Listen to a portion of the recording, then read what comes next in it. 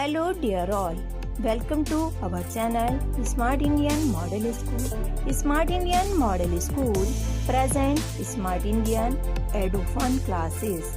EduFun online classes includes course studies of playgroup to class 12, emotional and communication skills, happiness classes and DIY activities. Okay student, so now our next topic is energy.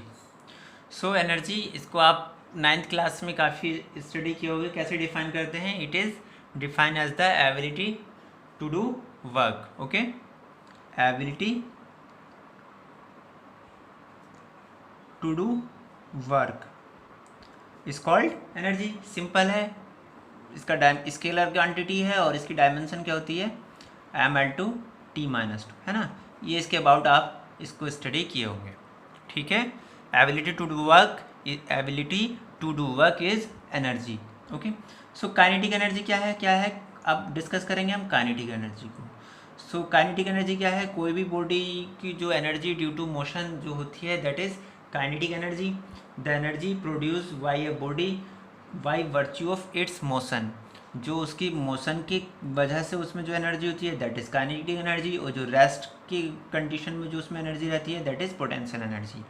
इसको भी आप 9th में study किए होगी. Okay, so kinetic energy के लिए expression क्या होता है? काइनेटिक एनर्जी को अगर के ई से रिप्रेजेंट करें सो दैट इज़ क्या हो जाएगा? 1/2 mv², वह m is the mass of body and v with the velocity of moving body. Okay, so kinetic energy के लिए एक्सप्रेशन आपको पता है. Okay, so our next topic जो इम्पोर्टेंट है जिसको हमें आज डिस्कस करना है that is work energy theorem. Work energy theorem काफ़ी इम्पोर्टेंट है. इससे यही आपके सिलेबस में भी है डायरेक्टली, बाकी तो 9th में आप स्टडी किए ही हैं. ओके, तो सपोज़ कर लेते हैं हमने कोई ऑब्जेक्ट है, हमने सपोज़ कर लिया कोई ऑब्जेक्ट है जिस पर जो है हम एफ फोर्स को अप्लाई कर देना. Okay, let us consider a object of suppose an object of mass m and F force is acting on this body. Okay, after acting this force क्या होगा? इसकी जो ये क्या होगा? मोशन में आ जाएगा. सो जब मोशन में आएगा सो इसकी हमने सपोज कर लेते हैं वेलोसिटी चेंज हो जाएगी. मैंने सपोज कर लिया किसी पर्टिकुलर टाइम पे, अभी रेस्ट में नहीं है, मूव कर रहा है. सो इनिशियली इसकी वेलोसिटी u है. जैसे हम इस पर एफ फोर्स अप्लाई करेंगे इसकी वेलोसिटी क्या हो जाएगी? b हो जाएगी. ओके, सो जब इसकी वेलोसिटी चेंज हो रही है इस टाइम में एफ फोर्स अप्लाई करने के बाद इसकी वेलोसिटी क्या हो गई? b हो जा रही है. और ये जो कितना डिस्प्लेसमेंट हमने स्मॉल डिस्प्लेसमेंट ds ये ट्रैवल कर रहा है. हमने किसी पर्टिकुलर टाइम पे हमने सपोज किया है बहुत स्मॉल डिस्प्लेसमेंट ट्रेवल हुआ है ds. Okay, so work done क्या हो जाएगा? सो स्मॉल डिस्प्लेसमेंट ट्रेवल किया है सो स्मॉल वर्क डन हो जाएगा. दैट इज़ वर्क डन भी हम कंसिडर कर लेते हैं स्मॉल है. स्मॉल को हम ds से रिप्रेजेंट कर रहे हैं. डेल्टा w इन बहुत स्मॉल के केस में हम d रिप्रेजेंट करते हैं. d क्या है? एक्चुअली डिफरेंशियल को रिप्रेजेंट करता है. और डिफरेंशियल क्या होता है? किसी भी फंक्शन के किसी भी फंक्शन को स्मॉल पार्ट में डिवाइड करता है. और इंटीग्रेशन क्या करता है? स्मॉल पार्ट को ऐड करता है. सो ये क्या कर लिया हमने? ओवरऑल वर्क को स्मॉल पार्ट में डिवाइड कर लिया. हम टोटल डिस्प्लेसमेंट s ट्रेवल कर रहे हैं यहाँ पर एफ फोर्स अप्लाई करके, लेकिन हमने क्या किया? उसको स्मॉल पार्ट में डिवाइड कर ले रहे हैं. छोटी छोटी कैलकुलेशन करेंगे तभी हम बड़ी कैलकुलेशन कर जाते हैं. ठीक है, ये आपने सुना होगा. सो dw क्या हो जाएगा हमारे पास? Small work done that is force into small displacement है ना. f.ds हो जाएगा क्योंकि जिस डायरेक्शन में हमारा फोर्स अप्लाइड फोर्स और डिस्प्लेसमेंट की डायरेक्शन हम सेम कंसीडर कर रहे हैं. सो ये क्या हो जाएगा? f.ds cos 0 हो जाएगा, थीटा इज इक्वल टू 0 हो जाएगा. That is f.ds. ओके, सो हमने सपोज किया है जो एफ फोर्स अप्लाई हो रहा है वो टोटल डिस्प्लेसमेंट कितना हो रहा है? s हो रहा है और वेलोसिटी b से u हो जा रही है. Okay, so total work done जो हो जाएगा वो हम कैलकुलेट कर लेते हैं. सो टोटल वर्क डन कितना हो जाएगा? सो टोटल वर्क डन अगर हम कैलकुलेट करें इस प्रोसेस में सो क्या हो जाएगा? इंटीग्रेट कर लेते हैं. मैंने फर्स्ट लेक्चर में बताया था क्या करते हैं इंटीग्रेशन का क्या वर्क होता है? स्मॉल पार्ट को ऐड करना. सो स्मॉल जो वर्क डन हुआ है इसका हम ऐड कर लेंगे. कहाँ से कहाँ तक ऐड करेंगे? स्मॉल वर्क डन जब वेलोसिटी u थी और उसके बाद b हो जा रही थी. सो u से v तक हम इस वर्क डन को ऐड कर लेंगे. ओके, ऐड करेंगे. dw का वैल्यू पुट कर दूंगा मैं. क्या हो जाएगा? f into ds u b. Okay, f into D S. हमें पता है, हम we know that F is equal to क्या होता है फ्रॉम न्यूटन सेकेंड लॉ, क्या हो जाएगा F is equal to M A into D S. And A acceleration क्या होता है, rate of change of velocity. So इसको क्या लिख दूंगा मैं, D B over D T, change in velocity over change in time, instantaneous है किसी पर्टिकुलर टाइम पर। ओके, ये भी आपने डिस्कस किया होगा, एक्सेलरेशन को मैंने डिफाइन किया था मोशन चैप्टर में।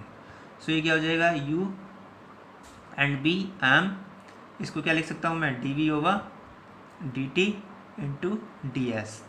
ओके, इसको और आगे बढ़ा देते हैं तो ये क्या हो जाएगा, यू वी एम, इसको ऐसे लिख सकता हूँ मैं, D S over D T into D V, है ना। और हमें पता है D S over D T क्या है, change in displacement with respect to time, this is velocity. Change in displacement with respect to time, this is velocity. So इसको क्या रिप्रेजेंट कर दूंगा, एम, और ये क्या हो जाएगा, बी हो जाएगा। Okay, this is V and D V. Velocity जो है u2 v चेंज हो जा रही है, दैट इज m। अब क्या है, जैसे मैंने अभी डिफरेंशियल में डिस्कस किया था, क्या है किसी भी फंक्शन x का डिफरेंशियल क्या होता है, x के रेस्पेक्ट में डिफरेंशिएट क्या होगा, एक पावर ऐड हो जाएगी, अभी पावर कितना 1, एक पावर और ऐड हो जाएगी और 1 + 1, यही तो बताया था, यानी x² ओवर 2।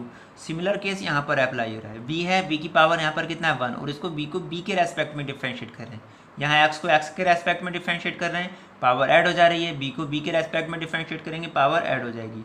m कांस्टेंट है, इंटीग्रेशन साइन से हम इसको बाहर भी निकाल सकते हैं। सो ये क्या हो जाएगा, b की पावर कितना हो जाएगा 2 ओवर 2। लिमिट पुट करते हैं, lower limit and upper limit. Upper limit क्या है, दैट इज फाइनल वेलोसिटी और दिस इज इनिशियल वेलोसिटी। सो क्या हो जाएगा m, जब अपर लिमिट पुट करेंगे सो क्या हो जाएगा, b²/2 माइनस, मैंने क्या बताया था माइनस साइन आता है जब लोअर लिमिट पुट करेंगे, और ये क्या हो जाएगा u²/2। m का मल्टीप्लाई कर देते हैं, सो क्या मिलेगा हमको, m का मल्टीप्लाई करेंगे तो सर क्या हो जाएगा 1/2, यहाँ से m का मल्टीप्लाई कर रहे हैं 1/2, m का मल्टीप्लाई करेंगे क्या हो जाएगा b² minus 1/2 m u²। This is kinetic energy at, ये क्या है, काइनेटिक एनर्जी है जब वेलोसिटी b हो जा रही है, और ये क्या है, फाइनल काइनेटिक एनर्जी, और this is initial kinetic energy, that is kinetic energy final case में, और this is kinetic energy initially. Okay, ऐसे लिख सकता हूँ इसको। सो ये क्या आ रहा है, वर्क डन जो है, एफ फोर्स हमने अप्लाई किया किसी भी बॉडी पर, सो उसमें जो वर्क डन है काय के इक्वल आ रहा है, चेंज इन काइनेटिक एनर्जी के इक्वल है। Work done on a body, work done on a moving body is equal to the change in kinetic energy of that body. Okay, this is work energy theorem, यानी work done जो है kinetic energy में change के equal होता है, that is work energy theorem. Okay, काफ़ी important theorem है, आपको क्लियर हो गई होगी, नहीं समझ में आता है मुझे बता देंगे। Okay, so change in kinetic energy of the body is equal to work done on the body. Okay, यदि आपको हमारा वीडियो अच्छा लगा हो तो आगे की वीडियो की नोटिफिकेशन प्राप्त करने के लिए कृपया बेल बटन दबाएं और चैनल सब्सक्राइब करना ना भूलें। Please subscribe our channel of Edufun classes. Thank you for watching.